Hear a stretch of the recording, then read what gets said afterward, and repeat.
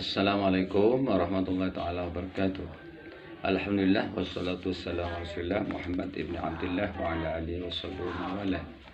La haula wala quwwata illa billah. Allahumma shalli ala sayyidina Muhammadin bil qulub wa dawaiha wa fi tilabtan shifaiha wa lil absar biha wa qutil asad wal arwah wa widaiha wa ala alihi washabbihi wasallam.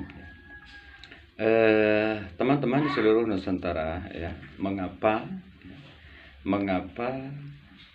para kiai DNU kemudian Bung Karno juga ya, bersikap ya, menentukan sikap waktu itu ya, karena pada tahun 1930-an ya, itu banyak fatwa-fatwa yang sudah beredar ya, bagi siapa dia, mufti ya, mufti Batavia, yaitu Utsman bin Yahya. Di antaranya ya, dari tiga penyebab utama mengapa Ki Hasyim Asy'ari bersikap, kemudian mengapa Bung Karno ya, Bung Karno maksudnya Presiden pertama Republik Indonesia bersikap ya. Karena Utsman bin Yahya itu memfatwakan ya, yang pertama fatwanya adalah larangan memberontak terhadap pemerintahan yang sah ya, karena yang dianggap pemerintahan yang sah di zaman itu adalah Belanda, padahal semua kiai pribumi ya memperjuangkan ya kemerdekaan Republik Indonesia. Ternyata Utsman bin Yahya sebagai mufti Batavia ya, membuat fatwa larangan memberontak. Jadi siapa saja yang memberontak Belanda maka boleh diperangi ya.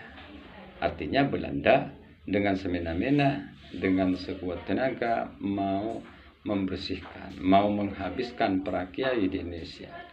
Sudah banyak dalam sejarah ratusan kiai yang disiksa ya, dibunuh ya, dilempar hidup-hidup dan seterusnya.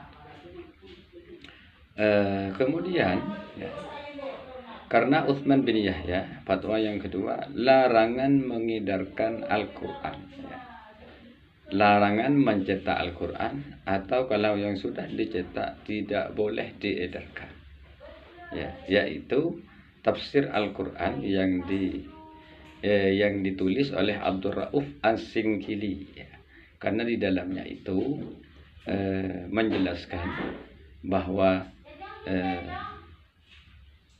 putra Maryam atau Nabi Isa itu adalah putra Maryam, bukan anak Allah. Karena dalam kitab mereka itu Isa adalah anak Allah.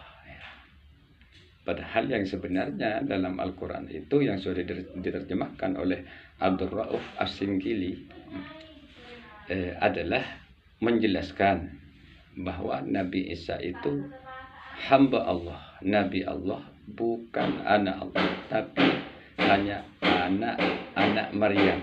Itu tidak ada bapaknya. Nah, kemudian yang kedua yaitu larangan beredarnya Al-Quran, atau masyarakat dilarang ya, masyarakat pribumi dilarang membaca terjemahan Al-Quran yang diterjemah oleh Sudewo ya, dengan berbahasa Belanda. Tapi ya Al-Quran itu ya, kedua Al-Quran itu tidak terbit di Indonesia, tapi terbit di Mesir ya. Tapi dilarang untuk dibaca pribumi. Mengapa demikian? Karena di dalamnya menjelaskan, menerjemahkan bahwa yang putra yang disembelih oleh Nabi Ibrahim itu bukanlah Ismail ya, tapi Ishak. Menurut pendapat ulama di seluruh dunia sudah sepakat ijma bahwa yang disembelih itu adalah Ismail ya. Nah, mengapa demikian? Mengapa sampai dilarang? Karena tidak sesuainya kitab mereka ya. Karena Belanda itu punya misi ya, sebagai misionaris Kristen, mau mengkristenkan Indonesia yang telah diislamkan selama beratus-ratus tahun sejak abad ke-15, bahkan lebih awal dari itu, oleh para wali songo penyebar Islam pertama di Indonesia. Iya. Jadi begitulah ya kejadiannya, begitulah sesungguhnya ya. Sehingga Ki Hasyim Asy'ari bersikap. Mengapa demikian? Karena Ki Hasyim Asy'ari sudah tahu ya. Ki Hasyim Asy'ari sudah tahu bahwa Ba'alawi itu melayangkan surat kepada Belanda untuk supaya keturunan Ba'alawi di Indonesia itu menggunakan kata sayyid. Padahal kata sayyid itu hanyalah untuk keturunan Nabi sallallahu alaihi wasallam. Wa ila sibtaini nantasibu nasaba ma fihi min dakhoni. Kam imamin ba'dahu khalafu min husadatum bidza'urifu. Jadi min husadatum bidza'urifu yaitu sudah diketahui bahwa istilah sayyid itu atau syarif itu adalah khusus keturunan Kanjeng Nabi Muhammad sallallahu alaihi wasallam. Kemudian Bapak Soekarno pada waktu itu juga menolak keras ya, karena para habaib di Indonesia itu menciptakan kasta ya, kasta. Jadi ada kasta-kasta. Pertama orang Eropa kasta pertama, yang kedua para habaib kasta kedua, yang ketiga kasta pribumi. Ya, di pribumi itu masih dipilah-pilah. Kalau bangsa-bangsawan bisa kasta ketiga. Kemudian seperti kita orang biasa bisa kasta keempat atau kelima, ya, seperti itu. Jadi itulah yang disebut dengan aristokrasi. Ya, perbedaan derajat antar sesama.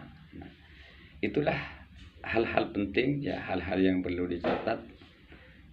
Mengapa para ulama itu sejak dulu PBNU ya, Ki Hasyim Asy'ari sebagai Rois Akbar ya, Rois pertama pengurus PBNU ya, sudah berani mengambil sikap ya, untuk menolak habaib ya, untuk tidak mencantolkan kata sayyid pada habaib.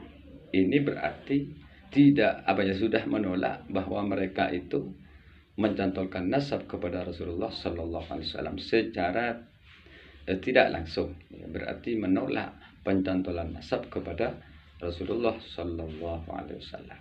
Nah, sekian, semoga bermanfaat ya.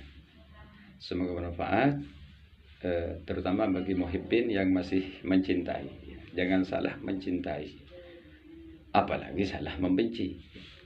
Jadi dalam hal mencintai dan membenci tidaklah harus kita itu husnuzon.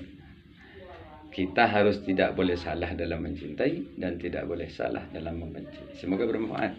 Hadanallahu wa iyyakum ajmain. Wassalamualaikum warahmatullahi wabarakatuh.